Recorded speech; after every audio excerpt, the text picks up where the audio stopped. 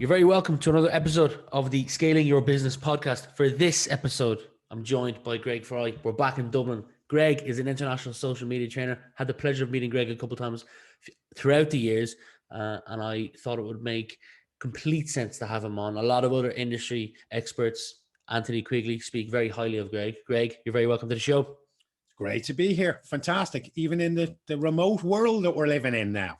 Good to see you. Exactly. Well, that's one of the topics I'd like to talk to you about. We were chatting before we hit the record button, but typical fashion of the show, three areas: early influences, challenges, pivotal moments.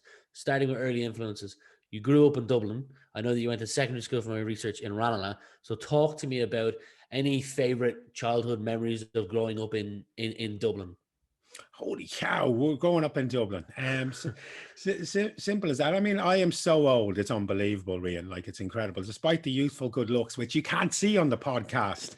I suppose I grew up in Dublin, 80s. I remember, for me, I was a ska boy. So I was into my ska music. Like Madness as a band was a big band that I like to like. And I suppose that in many ways plays into my personality insofar as happy. Happy is the word that I would always have kind of gone by. I was always a happy kid. That said, I was probably no academic, to say the very least. The teachers always said could do better, nice person, but, that type of stuff.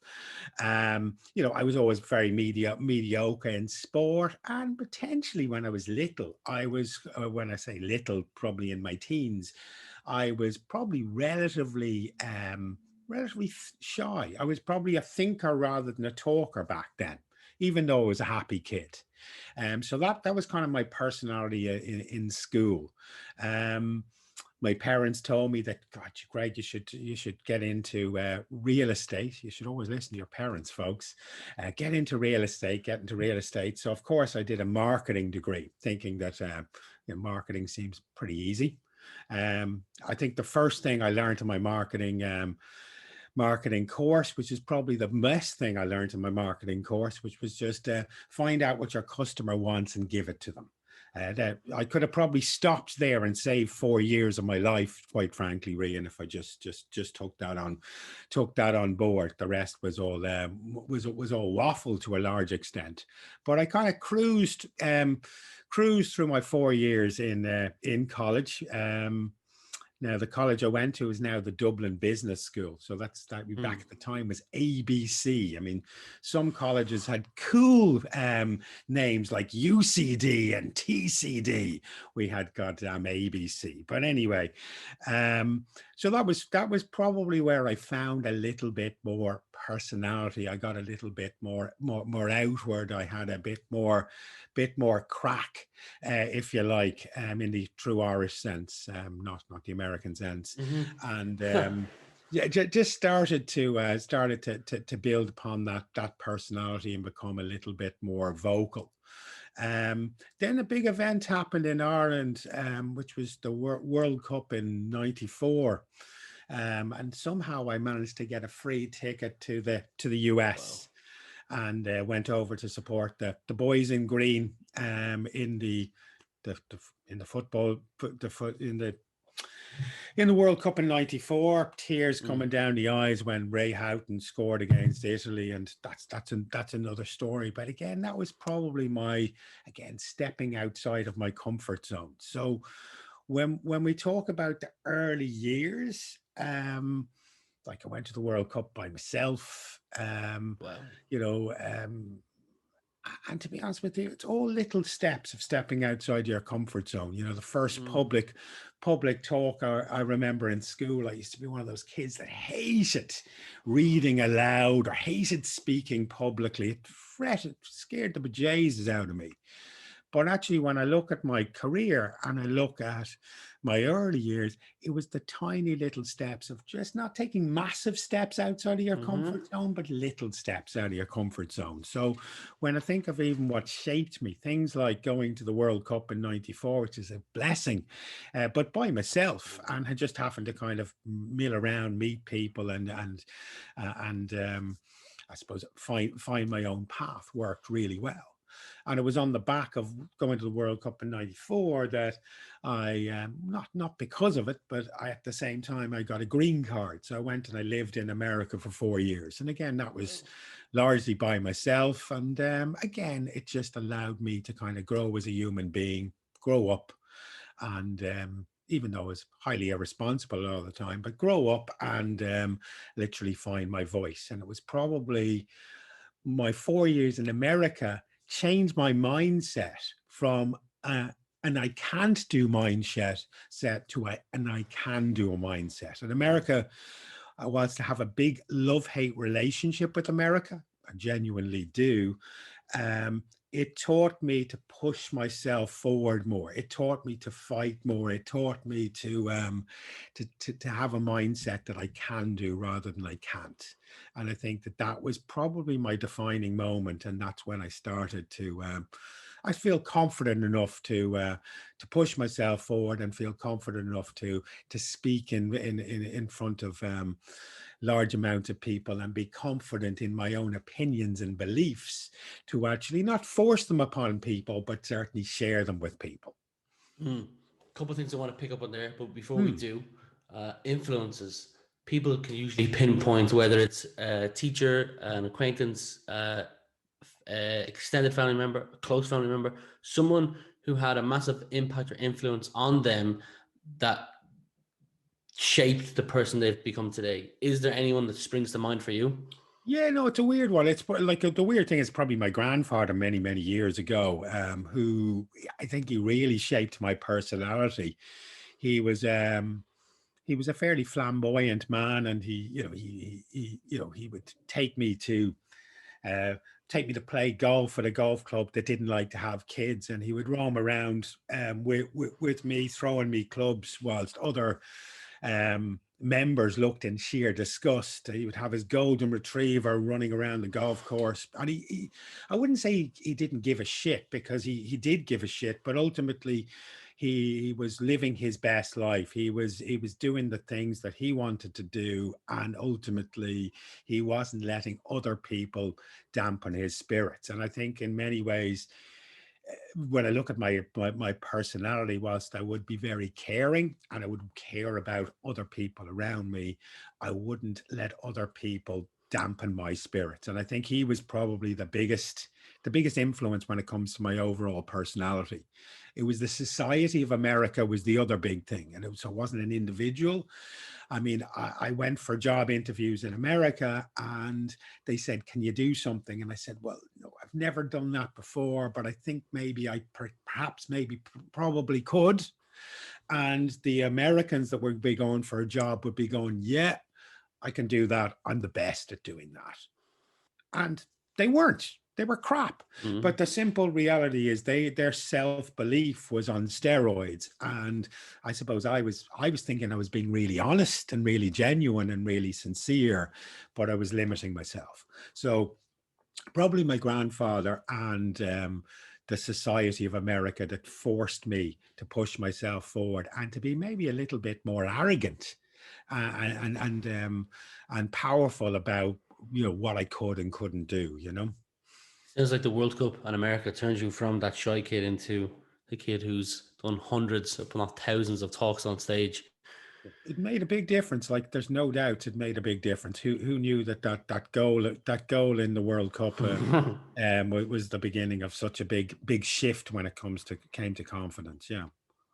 You said you went to ABC College, now Dublin Business School, to do marketing. I'm curious to know, because I did marketing and DIT myself, and Stripe recently announced that they're going to be creating a course in alignment with UL for those who are interested in coding, but a course that they think coders will actually run rather than a lot of theory based, so a lot of workshop based. You said that, and I'd agree with you with my course as well. You use the word waffle. Some of it's outdated, a lot of theory based. And I think that Stripe are doing an amazing thing. In your mind, if you could maybe wave a magic wand and introduce a marketing course in alignment with a college, what would the difference be compared to a course that you went through or a course that a typical person goes through today? Is there any differences? Absolutely. Like I've got whiplash. You wouldn't have seen it in the podcast, but I was just nodding when you were talking there so frantically that I've given myself whiplash there. But the reality is the power of any sort of learning is by doing. It's not by reading reams and reams of text. At the end of the day, you know, you can look at the likes of the Leaving Cert. It's still a memory based exam rather than a knowledge based exam, which drives me nuts.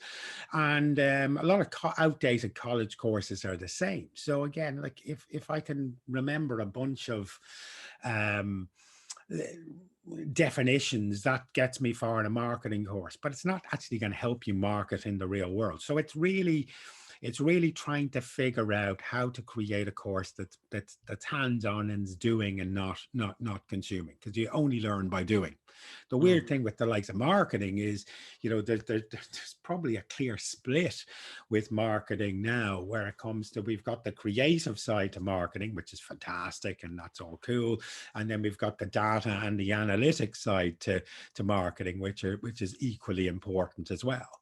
And in many ways, you may need to be two different people to be excellent in those elements. And I think it's often a disconnect, even in business now, where you may find it could be a digital agency that's great on the creative side, not so good on the data side, or someone that's great on the data side and not so good on the creative side. So I think particularly as we head into a more digital era, and I'm not of a belief that it's digital marketing and traditional marketing. It's just goddamn marketing in 2021.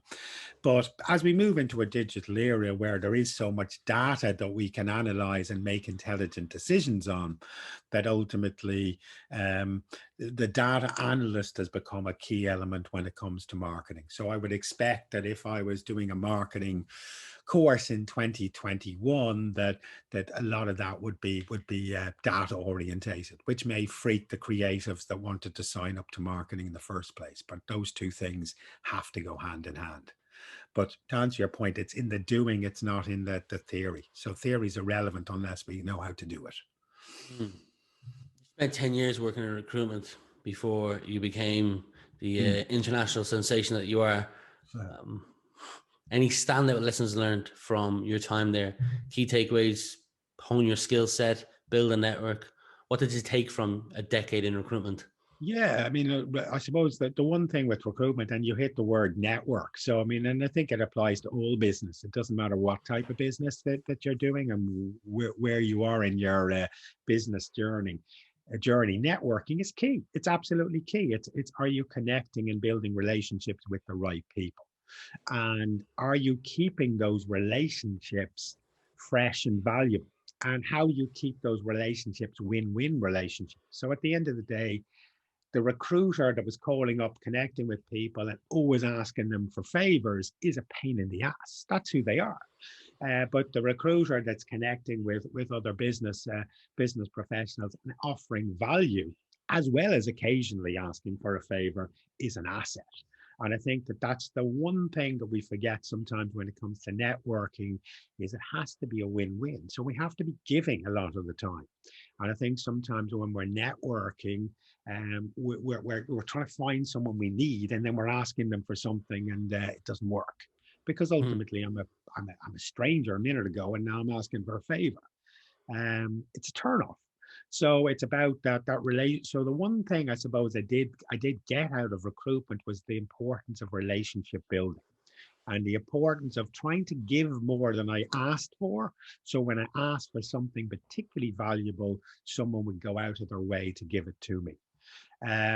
I started using LinkedIn. I mean, I think at the time there was 8,000 users on LinkedIn in Ireland at the time. So it's quite some time ago. And I thought it was the most amazing platform. I mean, where in the world would you find 8,000 people that you could connect and engage with? I thought it was amazing.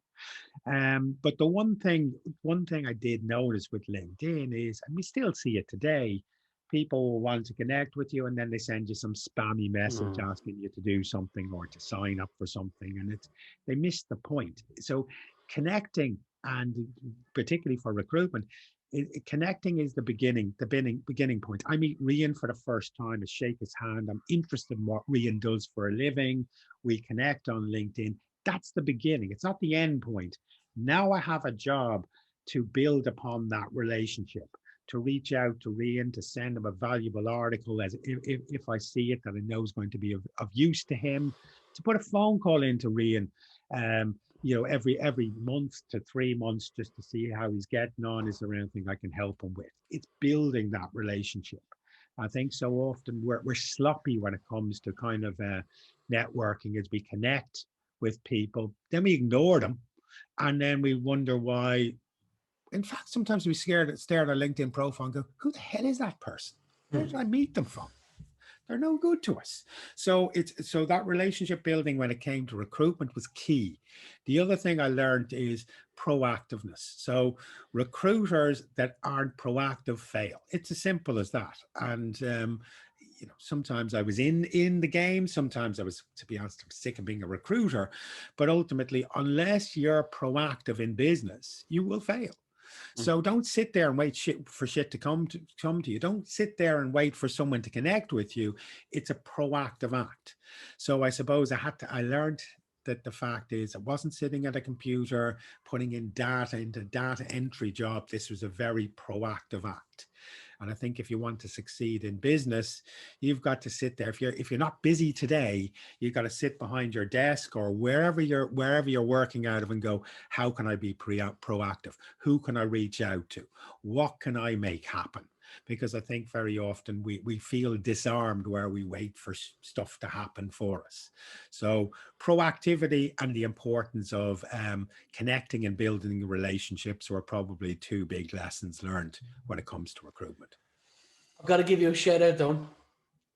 Years ago, a young Rian was still in college, passion for marketing most of the time was waffle. And I'll be honest, I spent a lot of my time in the pub between lectures. But on one particular day, I contacted you and you were nice enough to meet with me in Starbucks. This must have been when I was 21, 22. And we had a chat for maybe 30, 45 minutes. And I exited one of my businesses towards the end of last year, having built it up. Partner joined me about halfway through. It was a 4-year venture, and a lot of it, came from the power and of what you touch on networking. And I know that you were incredibly kind enough to give me 45 minutes of your time. So kudos to you and thank you for that. Even though it was maybe 7-8 years ago, I still remember to this day. And I know a lot of people out there also speak highly of you, of someone who is a incredibly nice person and will have a coffee with anyone. Yeah, well, if you don't ask, you don't get. Like, it's as simple as that. Like, the reason why you're talking about that is because you had the courage just to reach out and ask. And I think very often we're the people that limit ourselves the most. It's not the world, it's not society, it's nothing else. It's the fact that we probably say in our heads, oh, he's probably too busy, or he's probably wouldn't want to meet with someone like me. Like, it's bonkers stuff. I always say with people, how would you feel if someone reached out and asked you for a coffee or for a chat?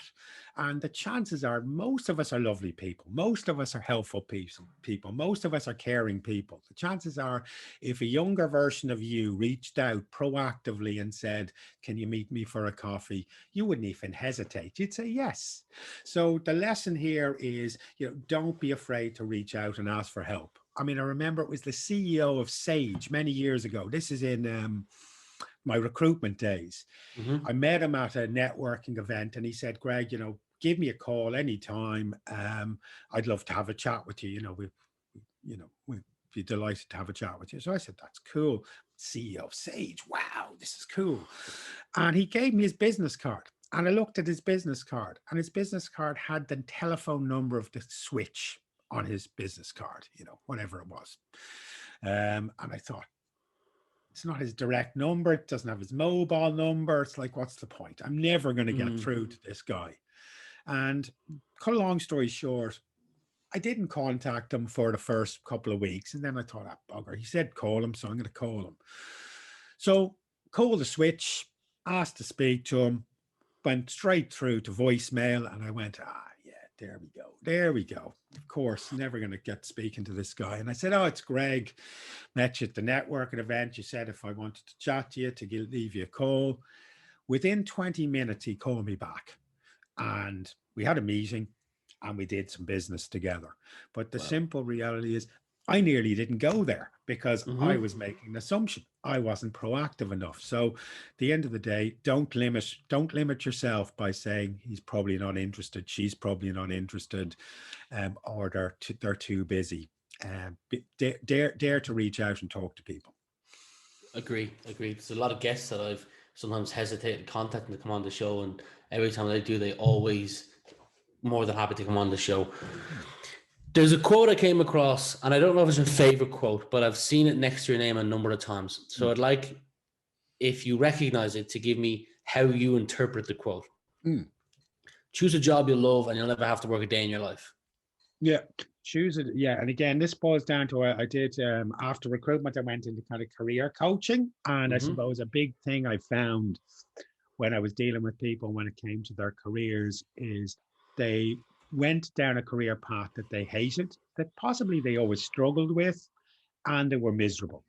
And I always admired the likes of Bill Gates when, Bill Gates said, I'm not very comfortable selling, so I hired Steve Ballmer, and, ultimately I'm focusing on what I'm good at, and I've got him focusing on what he's good at. And ultimately, it's much easier to be successful doing the things that you enjoy doing, because the things that you enjoy doing are probably the things that you're good doing, and ultimately it's going to make you more successful. So the reality is, it used to drive me nuts in school with the bad advice that you used to get from career guidance counselors and so on. And I just felt the more people I spoke to, that more and more people were doing jobs that they thought they should do rather than jobs that they wanted to do. Often through bad advice.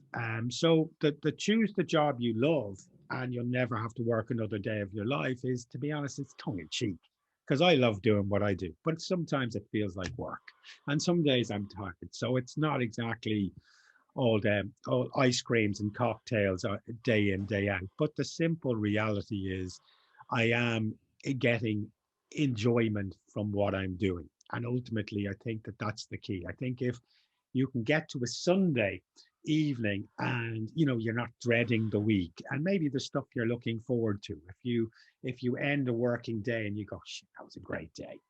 Like if you can end a day, go, geez, that's a great day, rather than gotta survive that day. That day was awful. I need to go to the pub. There's nothing wrong with having a great day and going to the pub as well, if they ever open up. But just to me, that was the key. That's the one thing, is to pay attention to the things that you enjoy doing and try to do more of them. Just like if you set up your own business, what do you hate doing in your business at the moment? And are you actually bad at the thing that you hate doing? And is that something you could delegate or find an expert to outsource that to? And would you be more proactive and successful than homing in on doing the things that you're really, really good at doing? So to me, choose the job you love and you never have to work another day in your life is tongue in cheek, but ultimately there's a massive lesson there, is just pay attention to the things that you love and you enjoy. Those are the things you're going to be good at. Those are the things you're going to excel at.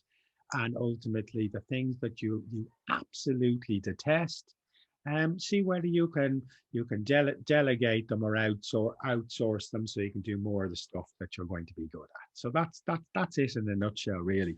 So even through the career coaching world, I had plenty of people that were audit seniors in Deloitte, and they hated it, and ultimately helping them find a career path into something that they enjoyed more. Because again, they were doing the job that they thought they should do, and their parents told them should do, and the career guidance told them to do, rather than the stuff that they were actually passionate about. You're the co-founder of Contentplan.ie. Before we move on, do you want to take 30 to 60 seconds to tell people what it is that you guys do? Yeah, well, content plan, I suppose. I hate the word boutique, but geez, I'm going to say it anyway. I suppose we consider ourselves a content marketing slash social media agency, where we would manage social media accounts and campaigns for businesses, anything from very big businesses to small businesses.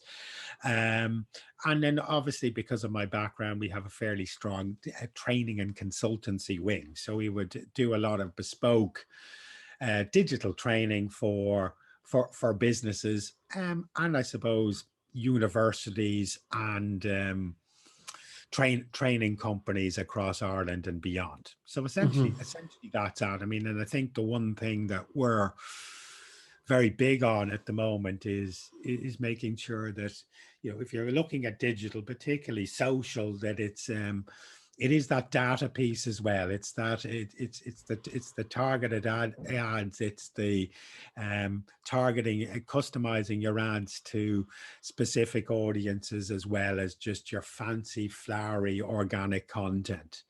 And I would be a big believer that when it comes to what we do is, every time we work with a client, we're looking for business ROI. We're not looking for just branding and awareness, because that stuff is useless unless it leads to business ROI. And again, it's Mm. about how we help businesses look good online and generate business ROI from their efforts, is, I suppose, our mantra. Well, one of the questions that I was going to ask, or ask sometimes in podcasts, is around blind spots, and it's, what do you see people, businesses do that might not engage with your services because they're not familiar with you yet? That like a road bump in the road that they consistently hit, that if they had overcome or solved a way around it or over it, they'd be in a much better position, but they just consistently keep hitting into that road bump. Is there any common things that you see? Yeah, they're massive ones. I suppose the biggest mistake, and again, it may not be a mistake, but it's my opinion. But the biggest mistake Mm. I think businesses make is they're afraid of making a mistake online. Like, at the end of the day, shit happens all the time. And I'm not suggesting we go out of way to make mistakes, but ultimately, we probably take too much of a conservative approach to our digital marketing efforts. So what we end up doing is we end up blending in with everyone else rather than standing out. And I've always said the one thing that's so important to do in a digital world is stand out and not to blend in. Dare to be different. And I think you see it time and time again. It could be a car company. They create, car companies create ads that look the exact same as every other car company's ads. So no one is daring to stand out. And because everyone does it that way, oh, I think I should do it that way too, because they must Hmm. know something that I don't know. So I think there's this massive fear of making a mistake, doing something different, and standing out when it comes to digital, particularly social. Because if I stand out when it comes to social, God forbid, I'm very exposed. And what if someone has a go with me, and so on? I remember years ago talking to a bank, and I came up had a meeting with the bank, and I was giving them all this fantastic, innovative ideas of what we could do from a digital perspective. I was really excited of where the bank could go to be innovative online. And proposals and proposals and meetings after meetings, and then I didn't get the business. And when I asked why I didn't get the business, the bank said, "Well, God, your ideas scared the shit out of us, Greg. They scared the bejesus out of us." Says, we just need to make sure that we don't make a mistake. So ultimately, all what we need to achieve online is to make sure that what we do doesn't fuck up, and what we do uh, doesn't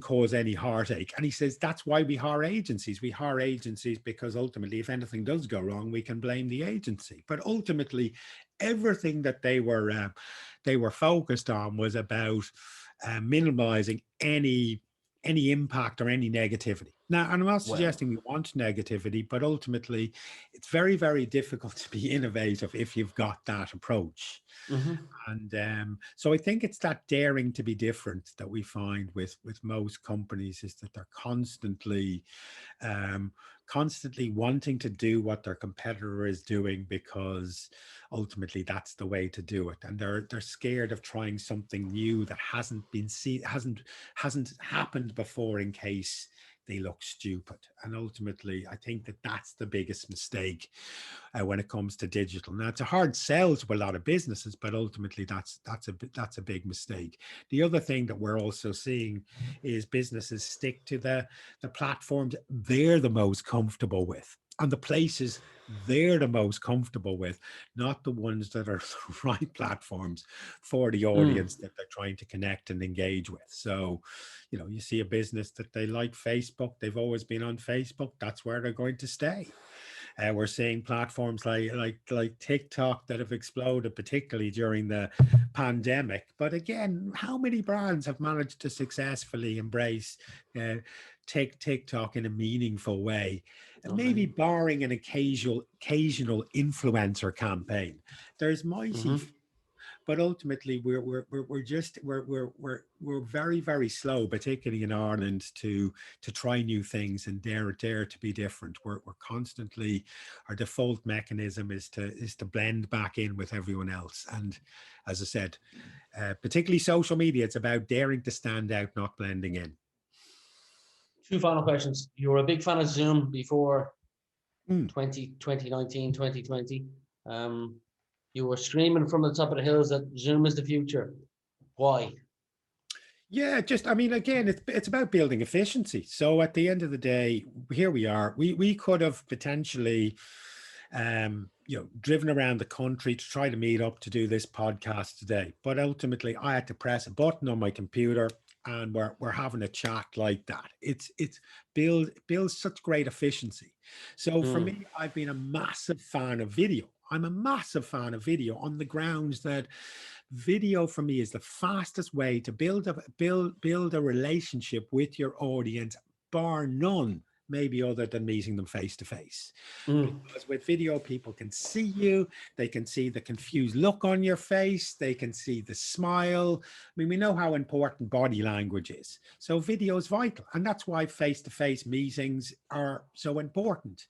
Um, but when it comes to Zoom, if I want to meet my client in Kerry, that's a day of my life for 45 minutes gone. It's completely inefficient. So I am so much better. God forbid I want to meet my client in Germany. That's a day or maybe 2 days of my life Mm. gone. Completely inefficient. So I've always believed that we need to take a blended approach. So if I wanted to meet my clients face to face and I had good clients, maybe I want to meet them maybe once or twice a year face to face, and go out for dinner with them and look after them and see how they're getting on. But I may want to meet with them every 3 weeks or every month Mhm. via Zoom or the equivalent of. And that way they feel more connected, more loved, more serviced, and ultimately I'm doing less travel. So in the past, you may have traveled to Germany or to Kerry 3 times a year.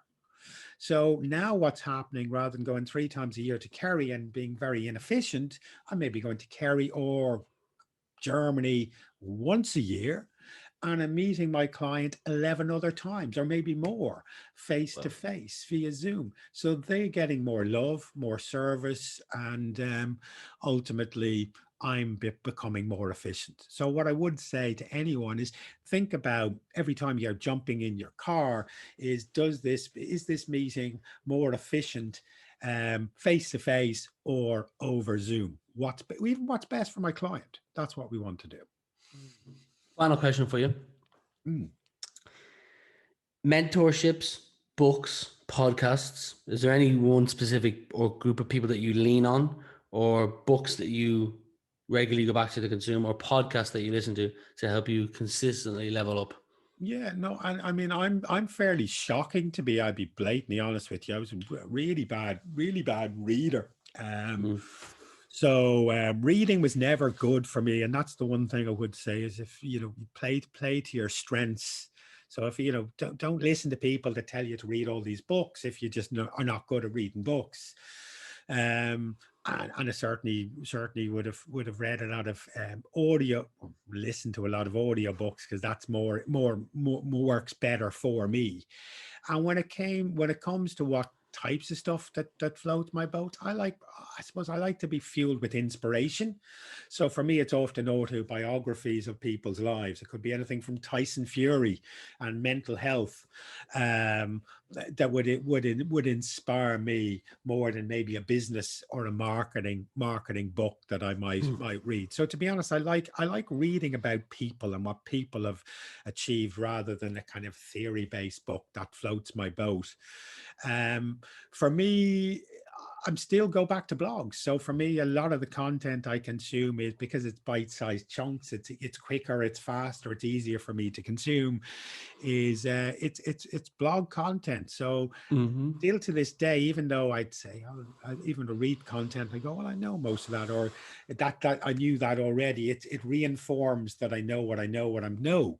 And that's socialmediaexaminer.com is still one of those platforms. Every day I read their articles. Just that's my kind of go-to place. There's Social Media Today. There's loads of those kind of industry-based blogs, but ultimately where the vast majority of my knowledge comes from is probably just paying attention to the latest blog posts that are out there, from TechCrunch to Social Media Examiner, Social Media Today, and so on, just to keep myself informed. And then what I do, like a kid that's just learned how to do a new soccer trick on YouTube, every time I see anything new and interesting, I go and try it out. So if someone talks about a different type of Facebook ad, or a different, how to create a carousel ad as an organic post, I don't read content, I go and do it. So I prefer to consume less and then go and play around with stuff. So I'm actually learning by doing rather than learning by just reading.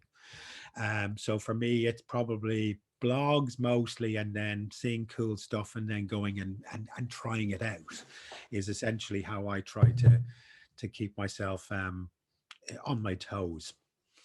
I love those suggestions. I'll leave links because I consume Social Media Examiner as well. And all the other suggestions that you've mentioned, I'll leave links to them below if anybody wants to check them out. TechCrunch and other great resources. But for today, Greg Fry, it's been a pleasure chatting to you for the last 45, 50 minutes. Thank you for being my guest today.